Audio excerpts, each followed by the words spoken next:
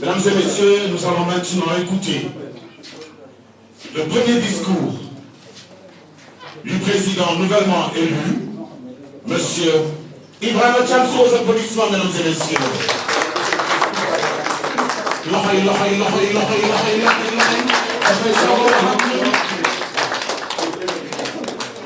Chers compagnons de l'Alliance pour la citoyenneté et le travail, chers amis,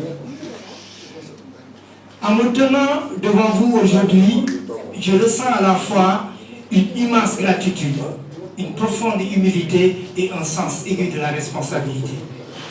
Gratitude d'abord envers vous toutes et tous qui avez placé votre confiance en moi lors de ce congrès de notre parti. Votre engagement, votre détermination et votre foi en notre projet commun sont les véritables piliers de l'acte. Des piliers indispensables à la solidité, à la stabilité de notre mouvement. Humilité ensuite. Devant la tâche qui m'attend, prendre la succession d'une personnalité de la trempe d'Abdoul Mbaye n'est pas un simple exercice de transmission. C'est un engagement à porter plus haut et plus loin l'idéal qui a fondé notre parti. Je me dois de faire honneur à cette filiation prestigieuse, afin le jour venu, à mon tour, de transmettre dignement le flambeau à mon successeur. Responsabilité enfin, car aujourd'hui ne marque pas seulement un passage de témoin, mais l'ouverture d'un nouveau chapitre pour l'acte. Un chapitre que nous devons écrire ensemble, avec audace, avec conviction et avec cette exigence d'exemplarité qui nous distingue. À l'heure où le populisme dirige le pays, je mesure l'importance de la tâche envers nos concitoyens et à quel point notre devoir est immense envers le pays. L'histoire politique du Sénégal nous a habitués à voir des chefs de parti s'accrocher à leur poste jusqu'à l'usure, redoutant la relève et considérant leur formation politique comme une propriété personnelle. Abdoul Mbaye a fait un choix radicalement différent. Un choix rare, un choix noble. Il a préparé, organisé et accompagné sa propre succession dans un esprit de démocratie et de transparence. Il n'a pas désigné un dauphin dans l'ombre. Il n'a pas manœuvré pour conserver un pouvoir déguisé. Il a fait confiance aux instances du parti et à l'exercice démocratique. En agissant ainsi, au-delà de l'homme politique respecté unanimement par nos compatriotes, il démontre une fois encore ses qualités d'homme d'État. Et aujourd'hui, il reste président d'honneur de l'acte, non pour veiller jalousement à son héritage, mais pour accompagner dans l'écriture de son avenir. Ce geste n'est pas anodin. Il est un signal fort envoyé à toute la classe politique sénégalaise. Il prouve que notre modèle est possible, qu'une autre manière de faire la politique est nécessaire. Abdoul Mbaye nous enseigne que la véritable force d'un leader ne réside pas dans la durée de son règne, mais dans sa capacité à assurer la continuité d'une vision au-delà de sa propre personne. Et cette vision que nous devons ensemble continuer à porter et à enrichir. Notre parti est né d'une volonté claire, remettre la compétence, l'éthique et l'intérêt général au cœur de l'action politique. Ces principes, nous ne devons jamais les abandonner.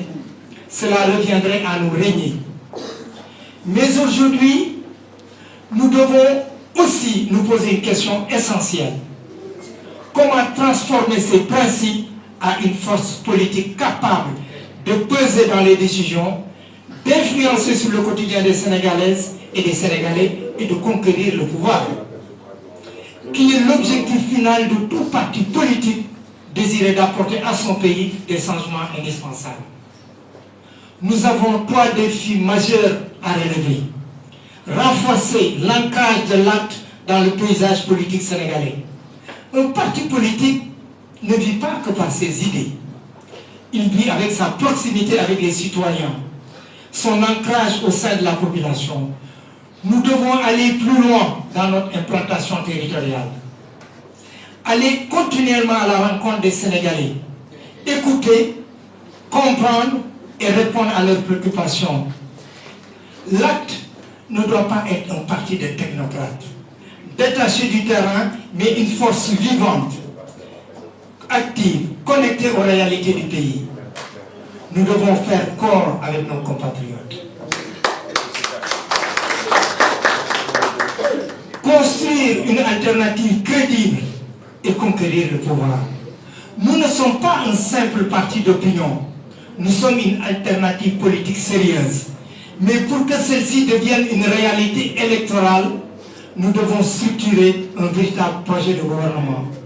Présenter une offre politique claire et accessible, capable de mobiliser les citoyens bien au-delà de nos cercles militants.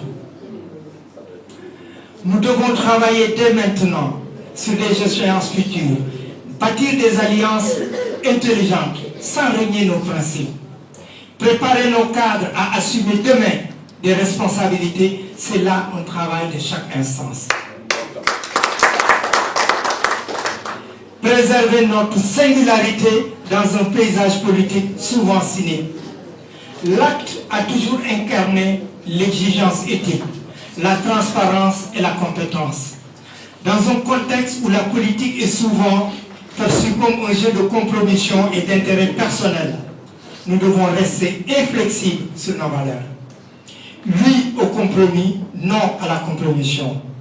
Cela signifie ne jamais céder à la facilité du populisme ou des promesses électoralistes irréalisables. Ne jamais perdre notre rigueur dans l'analyse et la proposition de solutions. Ne jamais nous détourner de notre engagement premier. Mettre le Sénégal au-dessus de toute ambition individuelle, Sénégal kessé. Un engagement collectif pour une ambition partagée. Chers compagnons, l'acte n'appartient à personne. Il appartient à une idée. Il appartient à une idée, à un idéal. Je suis conscient de la charge qui m'incombe aujourd'hui. Je sais aussi que je ne serai pas seul, car l'avenir de l'acte ne repose pas sur un individu, mais sur un collectif. Seul, on ne peut rien. Ensemble, on peut tout. Nous devons avancer ensemble, unis, solidaires, en mettant de côté nos égos pour faire triompher notre vision du Sénégal.